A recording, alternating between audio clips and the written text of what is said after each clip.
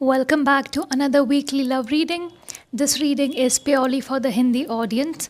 तो आज हम ये समझने की कोशिश करेंगे इस फॉर्मेट में कि आपके कनेक्शन में जो भी आपके दिमाग में रोमांटिक इंटरेस्ट है, जो भी इंसान है, उनके साथ आपका पास्ट, प्रेजेंट और फ्यूचर कैसा होने वाला है या कैसा था या कैसा फ़िलहाल है. So we will take out cards for your recent past energy, your person's recent past energy, the current energies, and the possible future outcomes of this connection.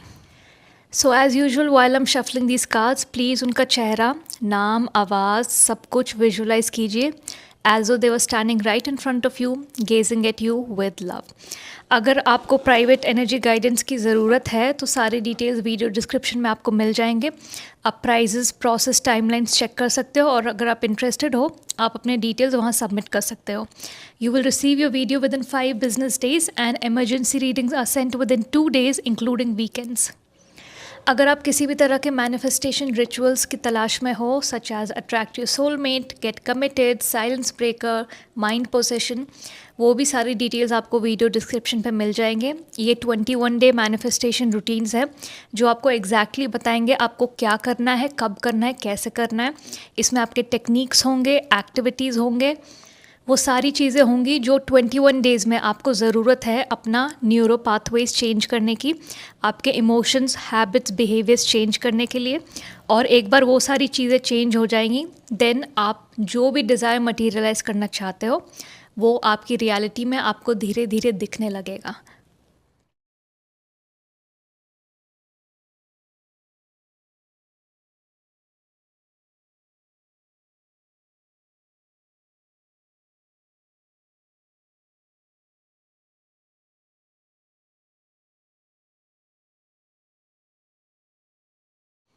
सो ये आपके कार्ड्स हैं. This is the past energy, this is the current energy और ये आपके possible future outcomes और energies हैं.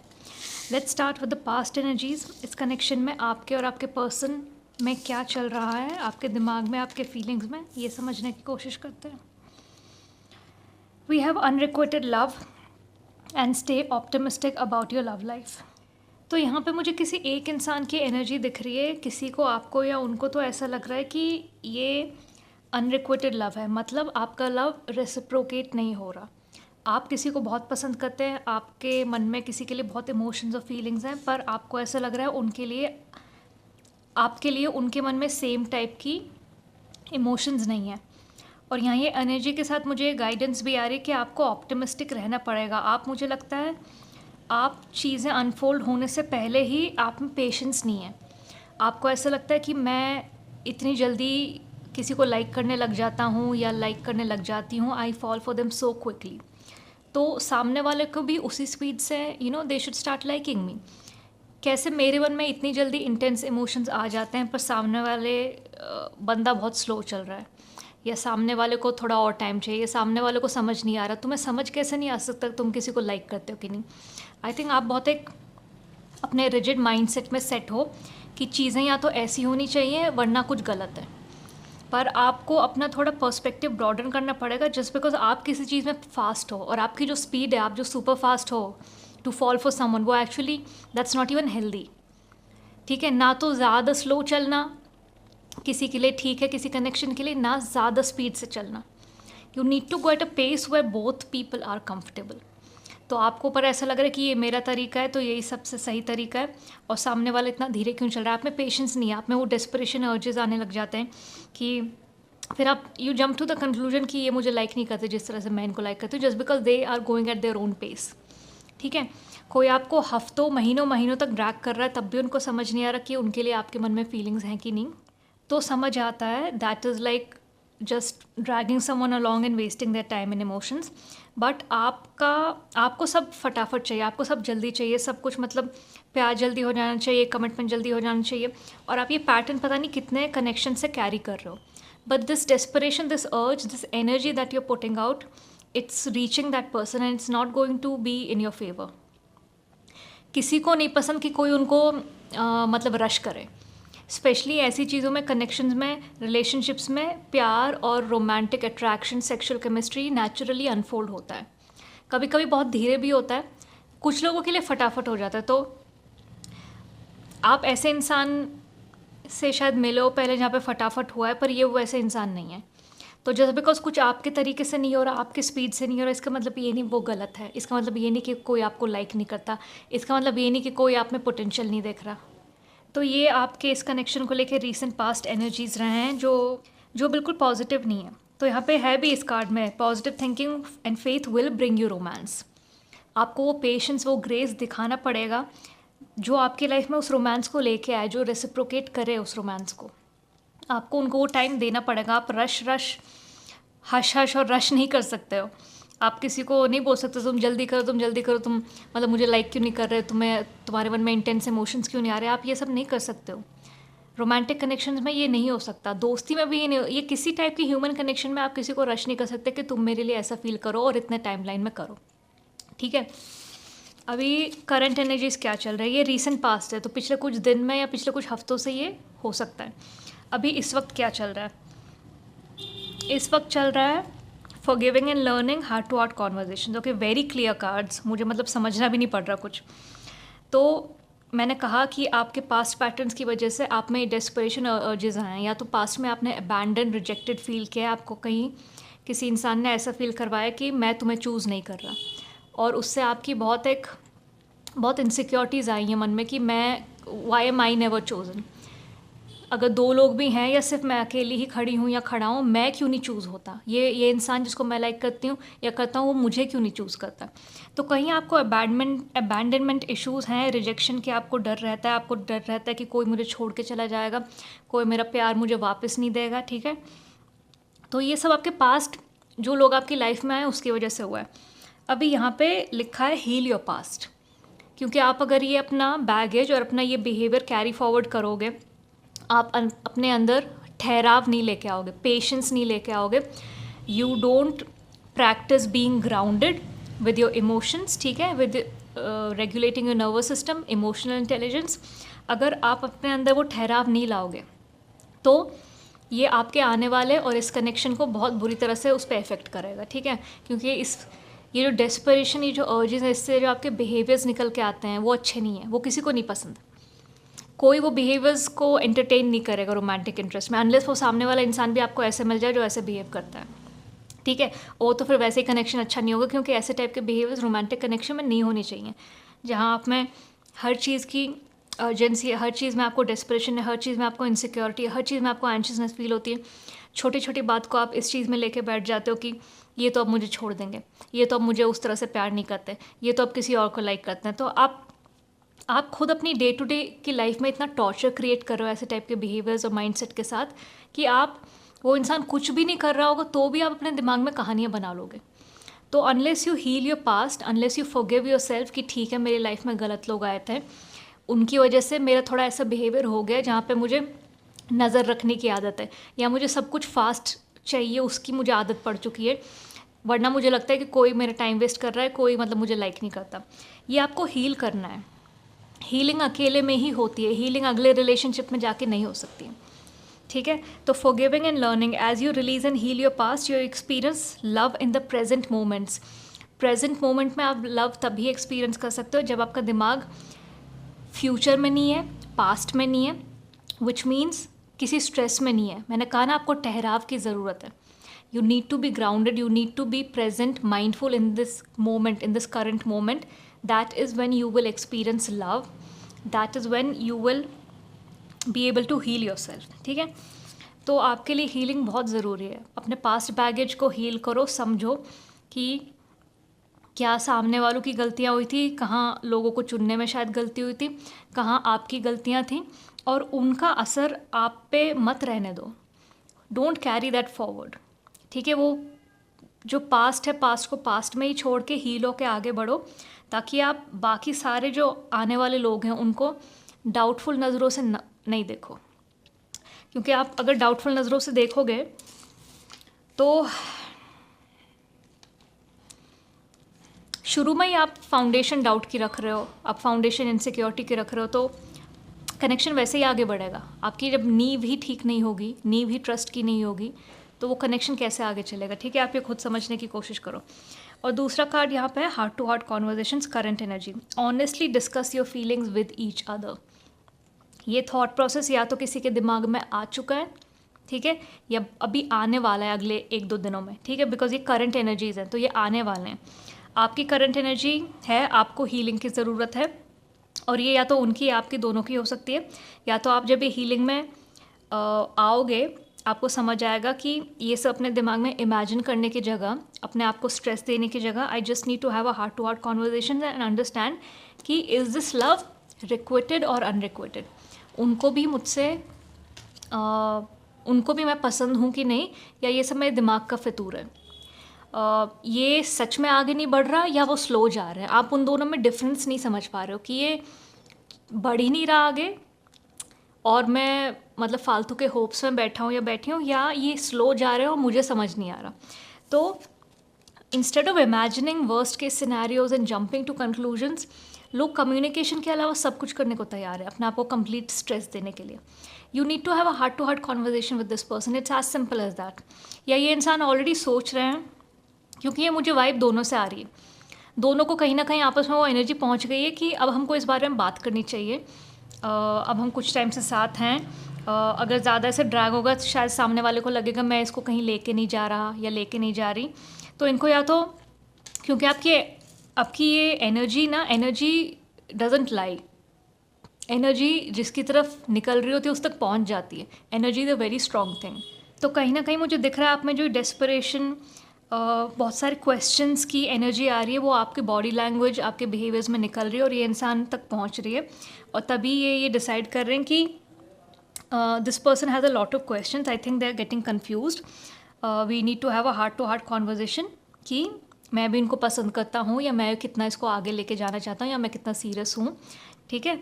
तो दोनों के मन में चल रहा है कि अब बात करने का टाइम हो रहा है, seriously sitting down and discussing कि हमारा कनेक्शन कैसा है, and do we want to take it forward, and क्या एक्सपेक्टेशन और होप्स हैं दोनों के इस कनेक्शन से। आई थिंक ये कॉन्वर्जेशन जल्दी होने वाली है। पॉसिबल फ्यूचर आउटकम्स देखते हैं। वाह, ओके, ये कॉन्वर्जेशन होने वाली है, and the good news for you is कि we have the wedding card.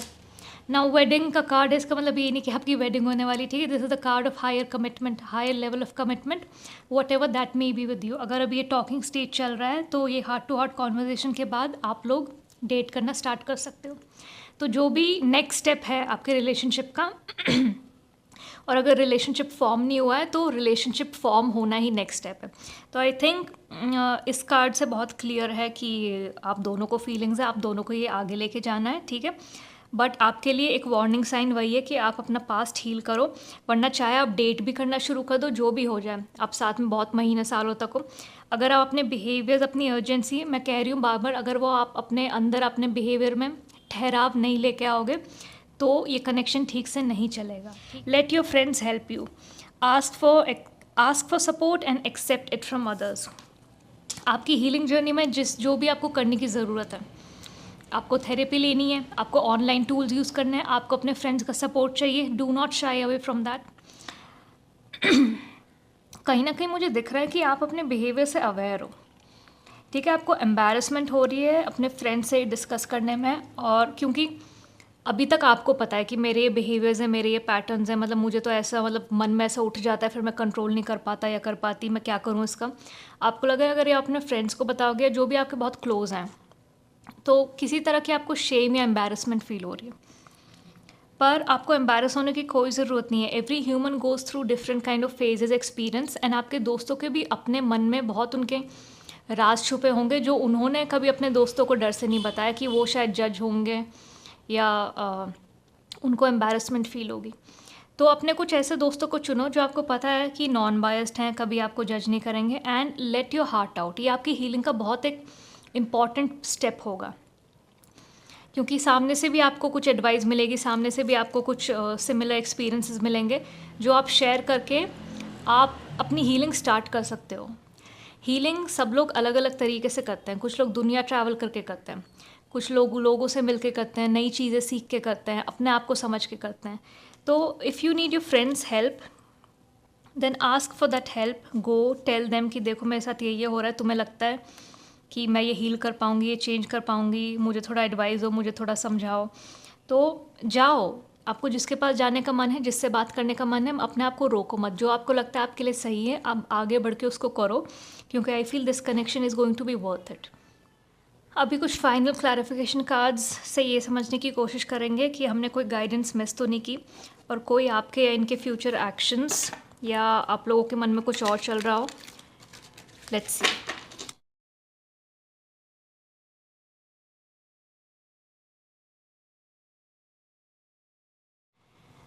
So see we have 5 of wands cards. ठीक है, ये आपका अंदर का इंटरनल स्ट्रगल दिखा रहा है। Look at this card carefully. यही आपकी एनर्जी है। आप अंदर इतने सारे थॉट्स, इतने इमोशन से रोज़ बैठ के लड़ रहे हो। इसलिए मैंने कहा ये सब करने की जगह just have a heart to heart conversation, वो आपके सारे आंसर्स आपको मिल जाएंगे। And with the wedding card here I am seeing everything is mutual. ठीक है, तो ये आपको बहुत ये क्लियर करना है, अपना माइंड, अपना हार्ट, अपने दिल को फिर से साफ़ करना है, हीलिंग करनी है। दोस्तों की हेल्प लो, इनसे हार्ट टू हार्ट कॉन्वर्जेशन करो, अपने बारे में सोचो, थोड़ा सेल्फिश हो जाओ। ये मुझे गाइडेंस मिली, थोड़ा सेल्फिश हो जाओ, थोड़ा अपने बारे में सोचो, थोड़ा अपना पीस ऑफ माइंड के बारे में सोचो।